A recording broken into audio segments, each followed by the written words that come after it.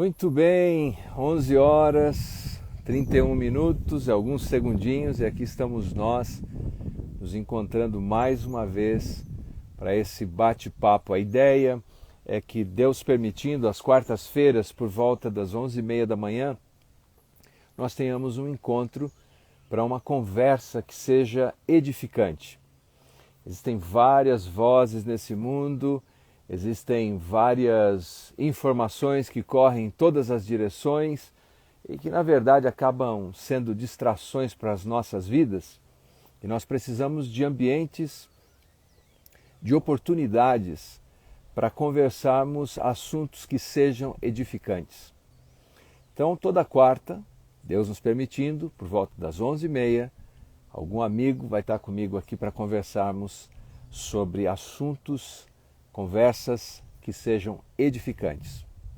E hoje a nossa conversa será com o amigo Joaquim Braga. Enquanto vocês vão chegando aí, deixa eu contar para vocês como eu conheci o Joaquim. Eu e Julie fomos estudar lá no Calvary, na época era Calvary Theological Seminary Bible College, hoje é Calvary University. E tinham poucos, porque eu me lembro, quase nenhum brasileiro ali. Então todo lugar que eu ia na faculdade, alguém me perguntava: você já conheceu o outro brasileiro? Eu ficava curioso, mas quem será o outro brasileiro? É o Joa, eles diziam, é o Joa. E então eu tive a alegria de conhecer o Joa, que é o Joaquim. O Joaquim, ele é bacharel em teologia pastoral, é mestre em aconselhamento, doutor em psicologia, e é uma pessoa muito querida, que apanha conceitos profundos e complexos, mas compartilha com muita facilidade. Vou chamar o Joaquim aqui, que é casado com a Connie. Os dois têm 2 filhos, o Nico e a Bela. E se eu errei alguma coisa, o Joaquim entrando, ele já vai aqui me corrigindo. Deixa eu me ver aqui. Bom dia. Opa, Joaquim, te ouço, mas não te vejo ainda. Você não está me vendo. Não, mas estou te ouvindo. Não, não sei por que você não está me vendo. Deixa eu me perguntar aqui, alguém está vendo o Joaquim aí? Vocês que já entraram, olha. Estou vendo aqui que o Alexandre Gomes está dizendo que você é um amigo arretado que está aqui essa semana. Ó. Deixa eu ver Pergunta quem ao mais. Alexandre se ele está vendo o outro brasileiro na tela dele. E aí? Boa. Vocês estão vendo o outro brasileiro?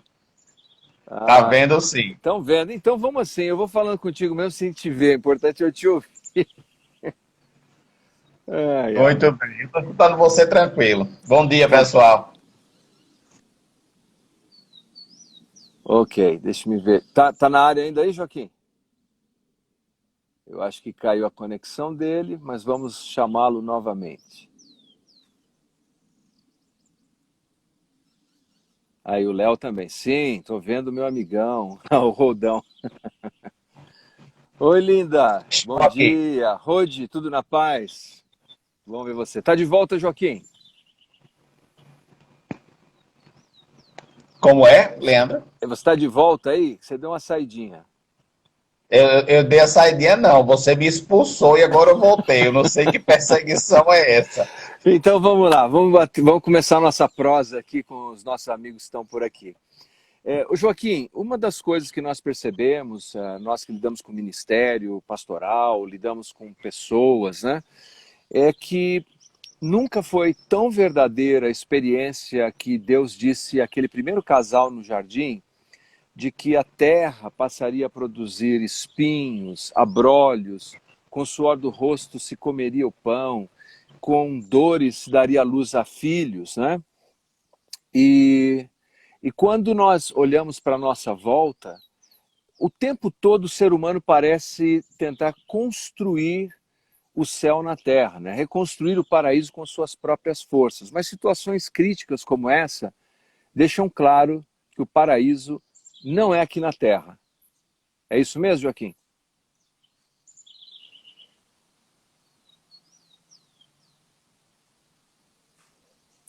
Enquanto o Joaquim vai se posicionando. Ô, Rode, um abraço, meu querido. Saudade também, viu? Deus abençoe você e sua família. Estou escutando. Oi, Joaquim, de volta. Tem alguma instabilidade, mas nós vamos resolvendo aí no caminho. Você ouviu Sei minha, o que é isso. Vamos lá. Você ouviu minha questão ou não? Não, eu escutei você falando dos espinhos. Aí quando você falou a questão, eu saí. Sim, então veja só. A impressão que nós temos é que desde a queda do homem, quando Deus explicou por tua causa, maldita é a terra e todas essas consequências, é que o homem tenta produzir artificialmente o paraíso na terra. Mas situações críticas como essa que nós estamos vivendo mostram que o paraíso não é na terra e nós dependemos de recursos para lidar com esse universo caído, não é? Perfeito.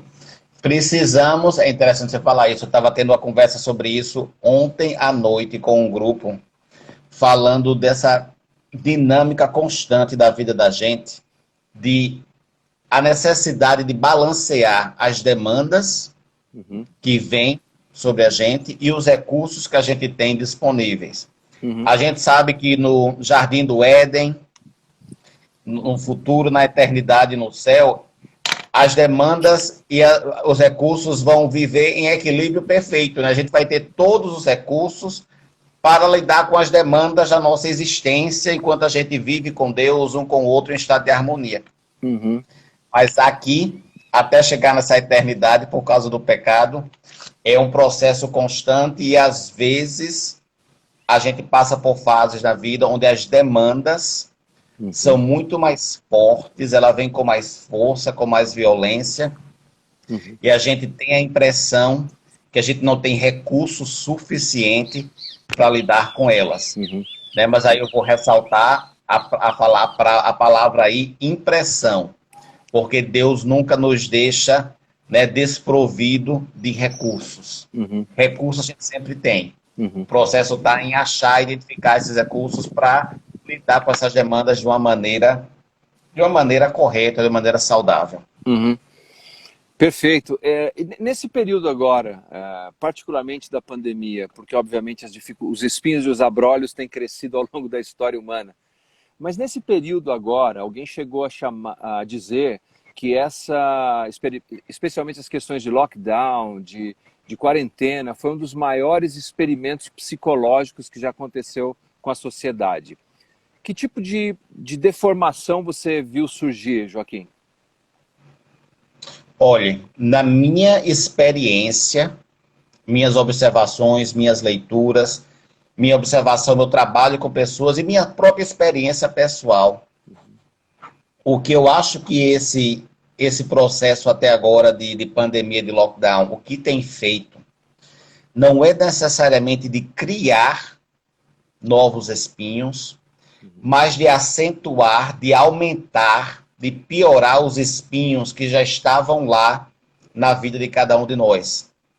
Uhum, Então, eu acho que, por exemplo, esse estado de distanciamento social, né? A gente literalmente teve que praticar uma distância social. Isso é novo?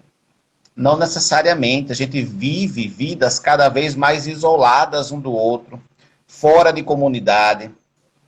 Enquanto a gente tem a impressão que está conectado, né? Está aqui a gente conectado, conectando com pessoas em outros lugares do Brasil, mas não é o tipo de conexão que realmente satisfaz as minhas necessidades de relacionamento.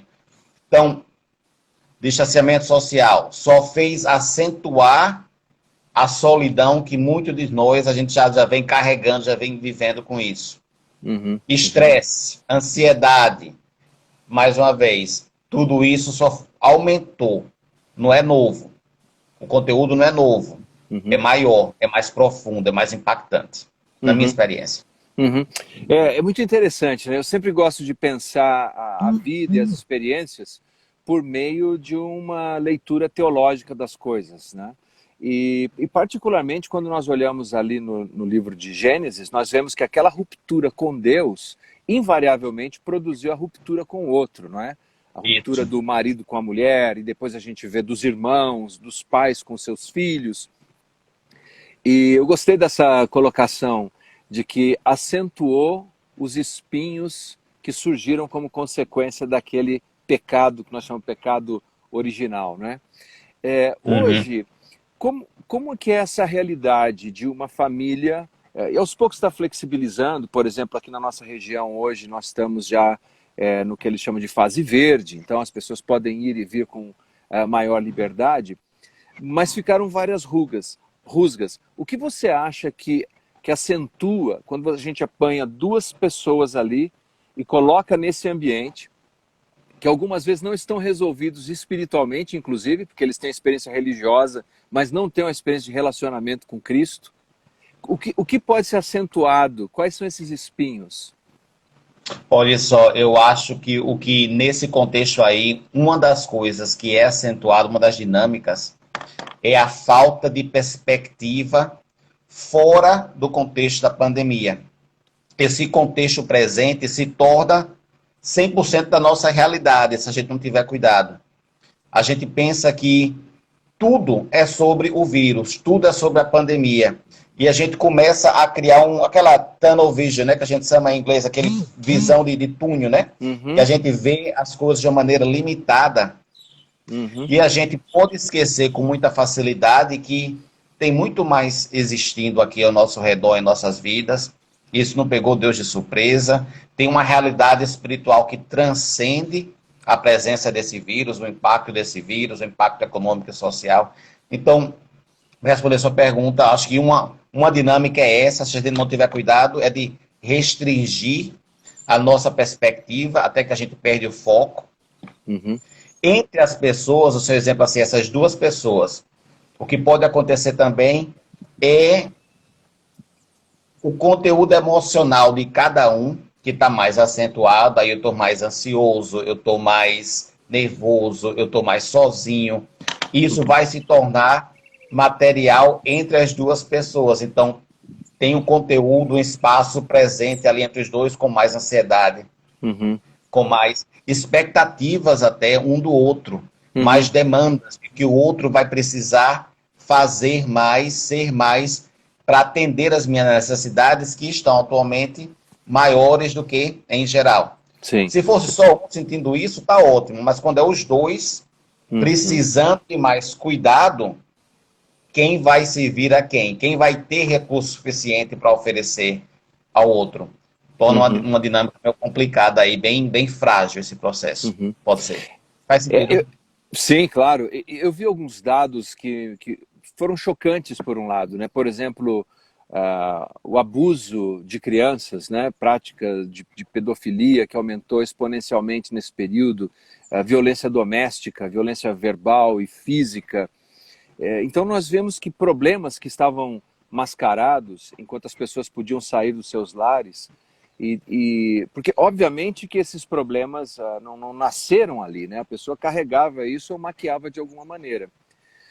Qual é a resposta de famílias, Joaquim, que viveram situações tão difíceis, por assim dizer, que os espinhos foram tão grandes? Como eles podem responder a isso agora? Ô Leandro, esclarece aí para mim, os espinhos em relação a esse processo de pandemia ou outros espinhos? Explica aí para mim, só para eu entender melhor, que você cortou um pouco, tá fazendo essa pergunta. Fala aí. Sim, claro. Então, veja só, nós vemos que os dados apontam para o aumento de violência doméstica por conta da pandemia, todo mundo fechado na mesma casa, o aumento de abuso sexual, no caso, práticas de pedofilia, e obviamente que esses problemas como a pedofilia ou a violência doméstica, eles já existiam, não surgiram por causa da quarentena, mas como você disse, eles foram acentuados. Muito bem, mas agora, então, que nem aqui, nós estamos na fase verde, essa turma começa a sair das casas, e aconteceu essa desgraceira toda dentro do lar. Como encontrar esperança e o que fazer? Há esperança para quem viveu uma experiência tão traumática como essa? Olha só, sim, para responder a sua pergunta aí final, há esperança, sim, com S, o I e o M maiúsculo e bem destacado. O primeiro passo que eu diria de pessoas que tiveram experiências mais traumáticas durante esses últimos meses, desde março, primeiro passo, que parece um passo bem básico, mas é muito fundamental, é de se conectar com fontes de apoio seguras. Então, é aquele relacionamento fora do contexto familiar, talvez é um amigo da igreja, é um pastor, é alguém que eu conheço que é segura o suficiente para eu compartilhar minha experiência e para estar ali me dando apoio sem causar mais dano em mim. Então, o primeiro passo é esse, é buscar esses recursos, para usar essa linguagem de novo de demandas e recursos, buscar esses recursos em relacionamentos seguros, saudáveis. Eu não estou nem falando de pessoas que vão ter respostas para lidar, para resolver o que aconteceu. Antes de achar resposta, a gente precisa achar relacionamentos. Na verdade, grande parte da resposta para trauma é relacionamentos seguros, que passará a gente. Então, o primeiro passo é esse. Ah, mas eu não sei, Joaquim, vou procurar quem? Sonde, ore. Tenha algumas conversas iniciais com algumas pessoas.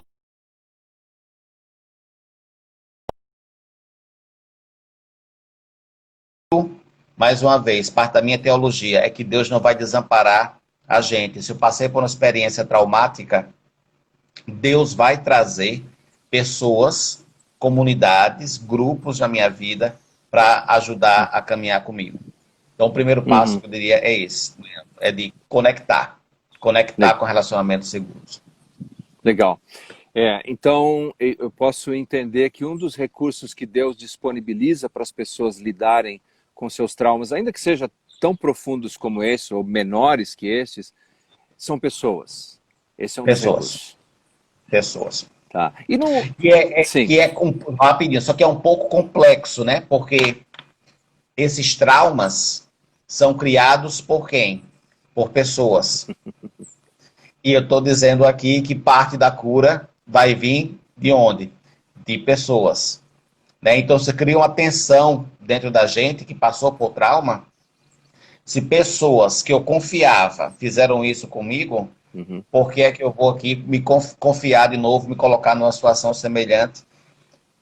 E não tem outra maneira. A gente não tem como ter esse processo de cura, né, psicologicamente, espiritualmente, biblicamente, a gente sabe que Deus usa pessoas no nosso processo de restauração. Queria ressaltar isso. Pode ir, Leandro. Você fez uma pergunta. Então, se a gente imaginar que um dos recursos que Deus disponibiliza é o relacionamento com outras pessoas, e obviamente pessoas que sejam maduras, pessoas que possam pelo menos ouvir empaticamente, como você disse, talvez ela não tenha resposta alguma, mas ela pelo menos saiba ouvir empaticamente e não distribuir depois a minha dor em redes sociais, né?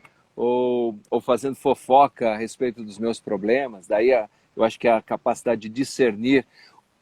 Como alguém pode discernir isso, Joaquim? Você tem alguma sugestão? O que procurar em alguém que seja um porto seguro para eu abrir a alma, para eu abrir meu coração? Ótima pergunta.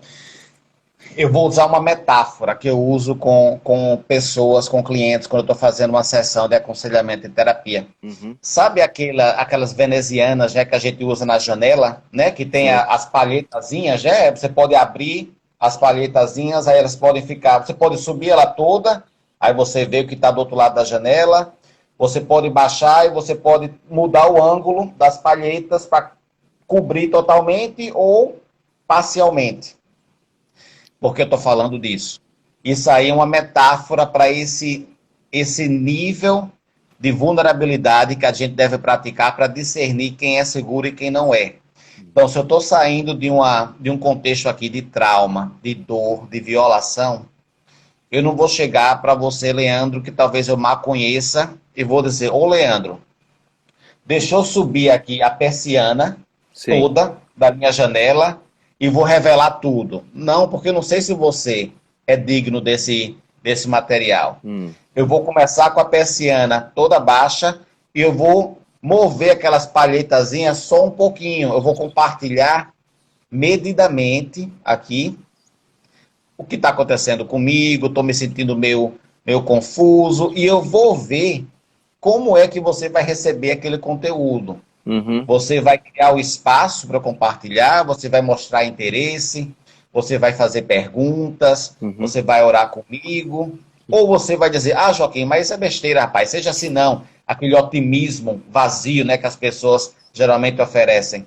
Dependendo do que eu vou receber de você, ou eu vou fechar a persiana de novo, que não tá fluindo bem aqui, eu não estou me sentindo confortável, ou no processo de desenvolver esse relacionamento com você, eu vou continuar movendo as palhetazinhas, talvez até começar a puxar aquela persiana e progressivamente compartilhar mais e mais a minha vulnerabilidade com você. Então, essa metáfora aí da persiana e da janela para ilustrar a necessidade de você se abrir, se fazer vulnerável, convidar as pessoas para as partes mais vulneráveis da sua experiência de uma maneira gradual. Tem muita sabedoria nisso, eu acho. Faz sentido? Sim, sim, faz muito sentido. Então, na verdade, nós poderíamos dizer, usando outra analogia, que as pessoas devem começar um relacionamento com uma dose homeopática, não é?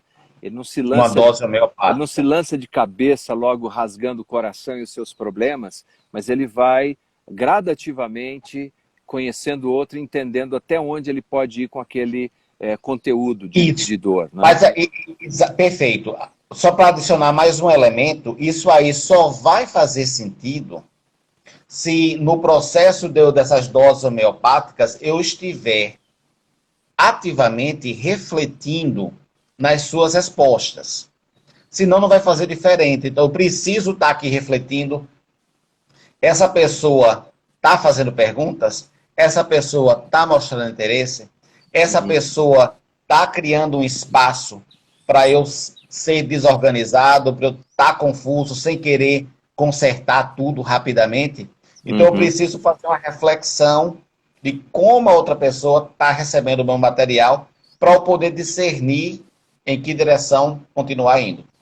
Legal, muito bom. Deixa eu só dar um alô aqui, que a nossa amiga Juliana está dizendo que consegui chegar. Seja bem-vinda, Juliana. Bom ter você conosco, viu? Bem-vinda. Ô, Joaquim, muito bem. Então, além desse recurso que são as pessoas, existem outros recursos, certamente, que são, vamos dizer, metafísicos, espirituais. O que se pode acessar? Onde encontrar rumo, direção nesses outros recursos que também é no outro, mas é no outro com O maiúsculo, né? Porque é em Deus. Perfeito. Olha, aí vamos nomear algum desses recursos, né? Para a gente ter um exemplo aqui. Gratidão. Gratidão é um recurso importantíssimo na vida da gente, né? Na nossa vida cristã. Até que tem muita pesquisa científica da psicologia secular que mostra o efeito da gratidão na vida das pessoas no sentido de aumentar o bem-estar, a felicidade, a disposição. Então, gratidão é um recurso. Sim. Esperança... Segura aí. Deixa eu só aqui, porque eu tenho que dar um alô para a nossa turma aqui, a Maitê, que é terapeuta. Maitê, obrigado por você estar conosco. Ela está dizendo que é um ótimo direcionamento esse. Então, retomando... Oi, Maitê. Isso, gratidão, vamos lá. Então, gratidão é um recurso. Vamos nomear outro, esperança. Esperança é um outro recurso importante, né? Enquanto a gratidão foca no passado, a gente é grato pelo que a gente já teve, o que a gente já aconteceu, o que Deus já fez pela gente, a esperança olha para o futuro, né? E a gente é um conceito fundamental da nossa fé, a esperança, né, do evangelho, do que Deus está no comando, que Deus é presente, a gente tem um monte de conteúdo de esperança. Para voltar à sua pergunta. Recurso que não é ativado, que fica guardado na gaveta empoeirando, não faz diferença absolutamente nenhuma. Não tem impacto nenhum. Recurso tem que ser nutrido, tem que ser ativado, tem que ser usado para ter um efeito positivo em nossas vidas. Então, eu sei que gratidão e esperança, por exemplo, são recursos importantes. Tá. Mas o que é que eu estou fazendo na minha vida para praticar esses recursos? Essa é a pergunta.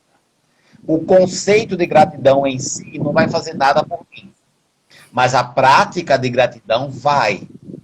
Então, a gente precisa refletir e identificar, e tem uma questão muito subjetiva aí, diferença de pessoa para pessoa, quais são as práticas que eu posso colocar na minha vida, por exemplo, para nutrir gratidão. Talvez eu vá pegar um cadernozinho e todo dia eu vou fazer uma lista de bênçãos daquele dia. Tá. Talvez eu viva aí no paraíso de Mogi das Cruzes com tanto verde e eu vou dar uma caminhada de 15 minutos uma vez por dia. Enquanto eu estou caminhando na natureza, eu vou expressar para Deus aqueles itens pelos quais eu sou grato. Talvez eu vou escutar música sobre gratidão e vou cantar. Então a gente precisa identificar esses comportamentos que vão ajudar a gente a tomar posse dos recursos e usá-los. Porque senão eles não têm impacto. Mesma coisa com a esperança. Talvez eu vou fazer um estudo bíblico sobre esperança, eu vou achar versículos sobre esperança, vou escrever alguns desses versículos e colocar aqui na parede para eu ler quando eu estiver no meu escritório, trabalhando de home office. Mais uma vez, o comportamento vai ser diferente de pessoa para pessoa. A gente precisa achar quais são essas práticas para esses recursos realmente terem um efeito nas nossas vidas. Legal, a Maitê está dizendo que mais que conceito é preciso prática, não é? Prática. Recurso enquanto conceito não faz diferença nenhuma. Recurso é para ser usado. Sabe, Joaquim, esse mês nós estamos falando sobre gratidão na nossa igreja. E esse domingo eu ministrei baseado na carta de Paulo aos Filipenses, em que ele diz assim: eu dou graças a Deus todas as vezes que me lembro de vocês, para colocar na linguagem de hoje. Aí o exemplo. E o que me chamou muito a atenção ali é esse fato de ser grato por pessoas. E nós sabemos que a igreja de Filipos não era uma igreja que era composta por pessoas apenas perfeitas. Lá mesmo no contexto nós temos duas irmãs que estavam se engalfinhando lá. Mas Paulo incluiu aquela comunidade toda como objeto da sua gratidão. E eu fiquei pensando no seguinte, que até as pessoas difíceis que passam pelo nosso caminho, que muitas vezes nos causam dor e dificuldade, eu, por exemplo, que tive um pai alcoólatra, muito difícil, num primeiro momento vivi muitas mágoas, muitas dores, mas depois em oração, pensando, eu consegui encontrar e ver lampejos da bondade de Deus e da graça de Deus até na vida dele. Então hoje eu consigo ser grato até por um pai que foi um pai difícil. Isso. E eu creio que essa é uma maneira da gente colocar em prática a gratidão, não só agradecer ao nosso Criador, mas fazer o que fez Paulo. Né? Paulo disse: eu agradeço você. E começar a agradecer as pessoas. Não é? Você acha que isso faz sentido? Isso. Faz sentido. Aí a minha única adição que você falou, que é tão profundo, que eu estou imaginando, pode ter pessoas aqui que estão já pensando: mas eu não estou nesse lugar, no meu desenvolvimento espiritual, de agradecer a Deus pelas situações e as pessoas que me machucaram. Tranquilo. Comece fazendo a prática de agradecer pelas coisas que são mais fáceis de agradecer. Comece a agradecer de onde você está, onde você consegue. Agradeça pela árvore, agradeça pelo jantar de ontem à noite, agradeça pelo dinheiro para comprar a feira. Comece aí e peça a Deus para continuar aumentando a sua capacidade de praticar a gratidão por essas situações, essas pessoas que são formativas na vida da gente, mas são mais dolorosas.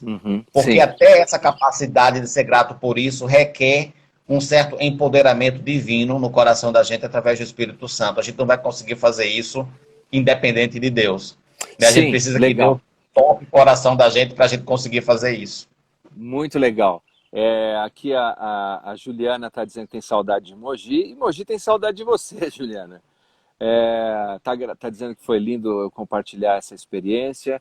A Maitê está dizendo que é grata por nós, Joaquim. Olha que beleza, já fez nosso dia aqui. Que beleza. Então, Joaquim, eu gostei demais disso que você falou, porque me parece que há dois aspectos da nossa experiência cristã, né, como as duas pernas, direita e esquerda, para a gente poder caminhar, assim como tem gratidão e esperança, que é exercitar na piedade, que Paulo encoraja o seu discípulo Timóteo.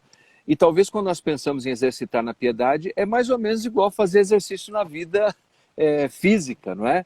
Não dá para chegar no lugar lá e já sair praticando maratona, vai começar devagarinho. Não, ó, Não eu não vou para academia e começar a levantar peso mais pesado do que eu. Não posso. Eu vou começar lá com 1 quilinho e vou Isso. fazer 1 quilinho e de 1 quilo eu vou para 2 quilos.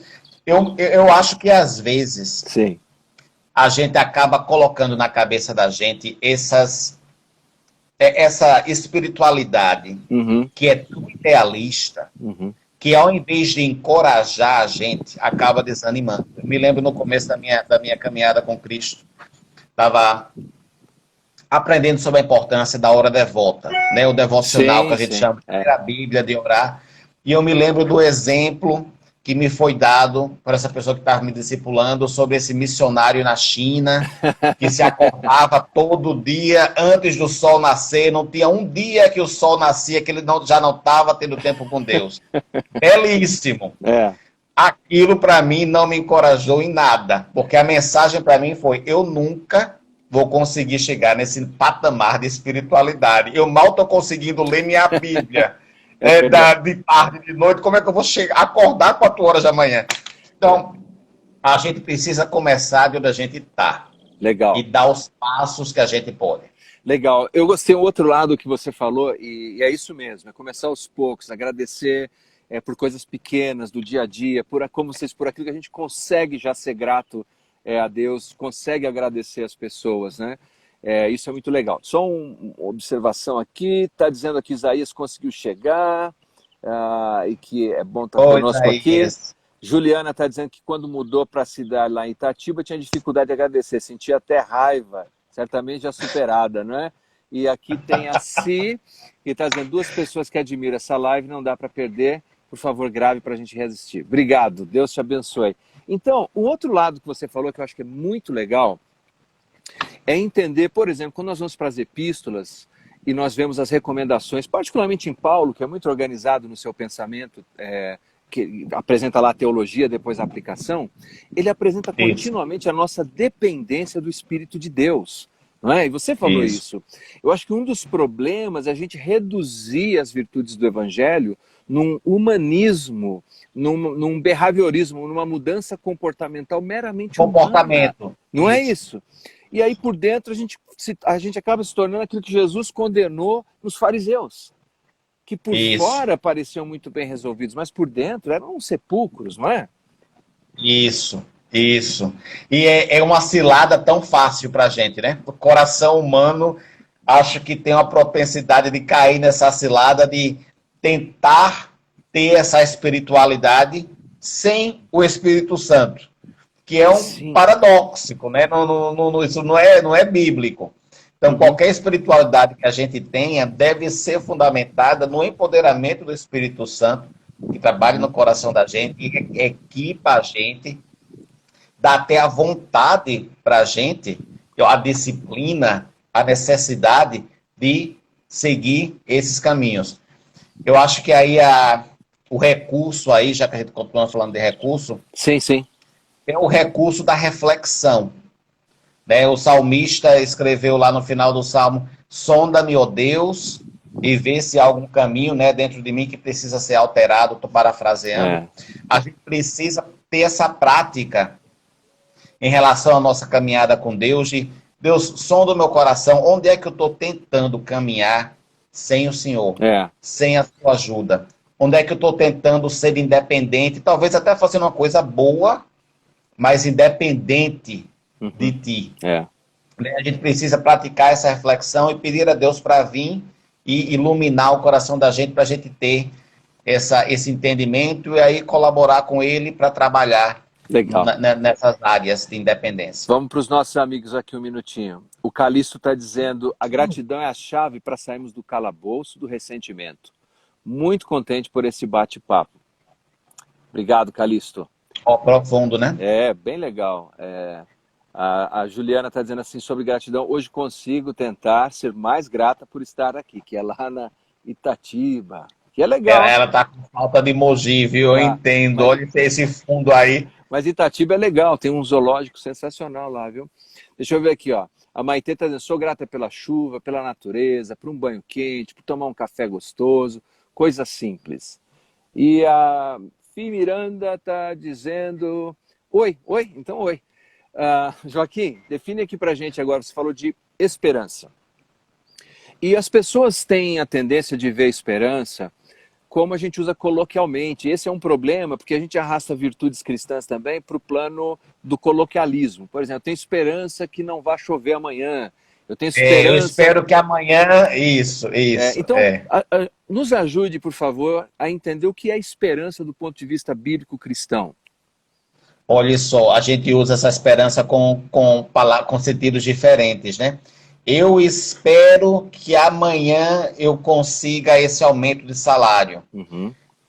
Isso é uma expectativa, um desejo, né? Mas não é necessariamente uma esperança bíblica. Essa esperança bíblica, a gente não pode separá-la do conceito de fé em Deus. Então, se o que eu espero está fundamentado no caráter de Deus, na revelação de Deus, no que Deus disse para a gente, sobre a vida, sobre Ele mesmo, aí essa esperança é uma esperança bíblica, porque está arraigada não nos meus desejos, não nas minhas necessidades, nas minhas vontades, mas está arraigada em Deus, no caráter e na obra dele. Então a distinção, eu acho que é essa. É a esperança que vem do que eu quero, do que eu desejo, e a esperança que vem de uma fonte fora de mim, uma fonte externa, que é Deus. Legal. E falando então sobre recurso, essa fonte externa que é Deus, a Escritura tem um papel importante nisso, Joaquim? Porque aí nós estamos falando de algo que é uma revelação, né? Que vem além da nossa capacidade de interpretar a vida com o nosso próprio subjetivismo. Mas deixa eu primeiro só destacar aqui que a Fran Fujita está dizendo: estou passando roupa e aprendendo com vocês. E a Juliana Miranda dizendo que ama Mogi. Olha que beleza, está rasgando o coração. Que legal. O papel da revelação, então, para a gente entender esperança. Como você vê isso? Olha só, a primeira coisa que me veio à mente, Leandro, quando você fez essa pergunta, foi justamente redes sociais, Instagram, Facebook. Vamos falar sobre esses dois. Tá. Pegue um minuto e dê uma olhadinha aí na sua feed do Instagram. Você vai ver pessoas colocando sua esperança em tudo que existe fora de Deus. A esperança no carro perfeito, a esperança na sala decorada, a esperança no prato de camarão que eu estou comendo hoje à noite.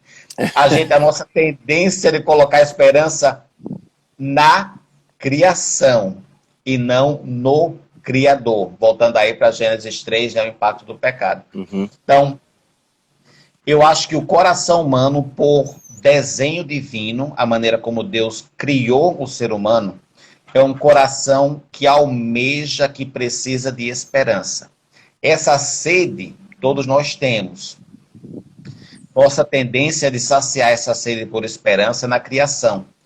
Então, a única maneira da gente não ir para a lama, para saciar a sede da esperança, ir para uma fonte cristalina, a gente depende de Deus. Para direcionar o coração da gente, para dizer, não, a sua esperança está aqui. Sou eu, mais ninguém. Se Deus não tivesse essa iniciativa, a gente ia continuar perdido, indo para a criação para tentar saciar essa sede. Então, a necessidade da revelação divina, através da palavra de Deus, através do Espírito Santo, através de Cristo, é fundamental, né? Sem essa revelação, a gente não teria acesso a essa esperança, porque a nossa esperança é Deus. Legal, eu gosto de um pensamento, e se não me falha a memória, foi o C.S. Lewis que disse que as coisas desse mundo não foram projetadas para nos saciar, mas para nos dar mais fome, né? Porque, por exemplo, se eu olho para o meu casamento e acho que ele vai saciar todas as minhas carências mais profundas, ele não vai, ele vai me dar mais fome de alguma coisa. Se eu acho que o dinheiro, eu vou ter mais fome, porque a única pessoa capaz de nos saciar plenamente é Cristo, não é isso? Isso. E até aí, concordo com tudo isso, e até o momento da minha morte, de eu estar num estado de perfeição diante de Deus, até chegar lá, eu não vou ter até mesmo essa experiência de satisfação perfeita, até mesmo Plena. com Deus, Uhum. plena. Uhum. A consumação dessa satisfação não aconteceu ainda na minha existência. Legal. Eu tenho a Agora, esperança de que vai acontecer. e legal essa palavra esperança, porque aí ela tem um sentido escatológico, né? Assim, de que um dia na Isso. história Deus consumará todas as nossas alegrias, Deus consumará todas as nossas expectativas mais profundas, não é? Nem todas vão acontecer agora, não é isso? E aí, ó, aí a gente volta para o começo da nossa discussão, falando sobre a pandemia e o impacto da pandemia. Você usou aí a palavra escatológica, essa esperança do que há por vir. Se a gente Uhum. não tiver cuidado, é 24 horas por dia a gente sendo bombardeado com vírus, China, pandemia, lockdown. Aquilo acaba sendo tão sufocante para a alma da gente que a gente esquece da esperança escatológica. A gente esquece do que existe fora dessa bolha de pandemia. Uhum. Então a gente precisa ter muito cuidado com a nossa atenção. A briga que existe no mundo pela atenção da gente é enorme. E a gente não tem essa consciência de ser intencional em escolher onde é que eu vou colocar a minha atenção neste momento. Porque se a gente não fizer essa escolha, a escolha vai ser feita por nós, através da tecnologia, através dessas empresas, através da mídia. Tem um monte de gente É. querendo direcionar a sua atenção. É, Um monte. eu li um livro, ele já deve estar com um título novo, e faz anos isso, hein? O título era o seguinte: A Batalha pela Sua Mente Já Começou. Não era um livro Ó, evangélico ou cristão, era um livro de mercado, de posicionamento de marketing, porque as pessoas estão disputando a mente das pessoas palmo a palmo, e as pessoas nem sequer dão conta disso. Segura aí, Joaquim. constantemente. Bom, nós estamos quase no final já, então eu quero dizer para você que está assistindo o seguinte: Joaquim é professor da FTA, Faculdade Teológica Becar, tenho a alegria de trabalhar junto com ele nesse ministério. Se você deseja fazer um curso de aconselhamento, por exemplo, ou na área de teologia, entre no site www.ftaabecar.org, tá bom? E se você desejar receber devocionais, todos os dias eu estou produzindo, você pode acessar aqui pelas redes sociais ou se inscrever no site www.leandrotarrataca.com e você pode baixar meu devocional anual lá gratuitamente e receber semanalmente uma mensagem devocional. Hoje à noite, para você que está aqui perto de Mogi das Cruzes, no Alto Tietê, nós teremos os nossos encontros para um bate-papo bíblico às 20 horas. Hoje à noite eu estou aqui na Igreja Bíblica, na Becar. Se você estiver por perto, venha participar conosco. Tem aqui no centro da cidade também. E na cidade de Suzano também temos lá esse ambiente, o pessoal chama de núcleo, mas nada mais é do que um encontro para a gente ter conversa que edifica. Como o Joaquim disse, a nossa atenção tem sido disputada, uma guerra pela nossa mente, e nós precisamos escolher, cabe a cada um de nós, escolher ambientes, escolher onde nós vamos ser devidamente alimentados, edificados, para aprendermos a usar os recursos que o Joaquim compartilhou conosco. Ô Joa, dá uma síntese para a gente, então, desses recursos, para os nossos queridos poderem levar com eles. Gente, olha, então, um resumo. Época de crise, principalmente, mas é geral para a vida da gente, principalmente época de crise. As demandas aumentam. No que as demandas aumentam, a gente precisa ativar os recursos que Deus já disponibilizou para a gente ficar saudável e fazer uma gestão dessas demandas. A gente ressaltou dois recursos aqui, né? Gratidão e esperança. Tem muitos outros, que são dois básicos. Então, um desafio aí para cada um de nós, eu também, Leandro também, é Claro. da gente identificar como é que a gente está nutrindo esses recursos, como é que a gente está tirando esses recursos da gaveta e colocando esses recursos em prática. Como é que você está praticando gratidão? Como é que você está fortalecendo o seu sentimento de esperança? Então, o desafio fica aí para a gente identificar esses comportamentos e colocar em prática. Excelente. A Kátia está dizendo que é tudo verdade. Ô, Kátia, essa é a palavra mais gostosa que a gente podia ouvir hoje, né, Joaquim? Então, bom, né? Que é tudo verdade. E a Juliana está aqui dizendo, puxa, já está acabando, né? Infelizmente está acabando, que eu estou ouvindo a panela de pressão lá na cozinha Do Joaquim, ó. Panela de pressão, almocinho, almocinho. É brincadeira. Joaquim, muito obrigado. Deus abençoe Obrigado, você. Celento. Eu espero que a gente se encontre em breve para nós participarmos juntos de mais algum curso, mais um treinamento aqui na região, tá bom? Vamos sim, se Deus quiser. Um abração. Obrigadão, gente, pela participação de vocês. Obrigado a Até todos. mais. Bênçãos. Até uma próxima.